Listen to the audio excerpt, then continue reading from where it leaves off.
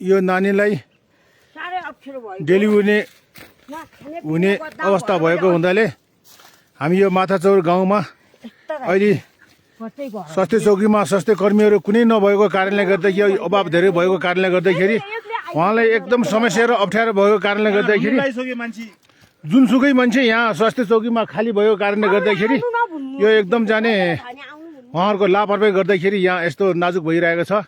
अहिले हाम्रो देवप्रसाद काका र कर्मदाईको यहाँ हामीहरू सबै यहाँ छौँ। नानीलाई साह्रै अप्ठ्यारो भएको कारणले गर्दाखेरि यो एकदम कर्मचारीको लापरवाह र कर्मचारीको हेलचाक्री भएको कारणले गर्दाखेरि उहाँ नानीलाई साह्रै अप्ठ्यारो बाटैमा डेलिभरी अवस्था हुनु भइरहेको कारणले गर्दा अहिले कर्मदाईको घरमा हामी लग्दैछौँ।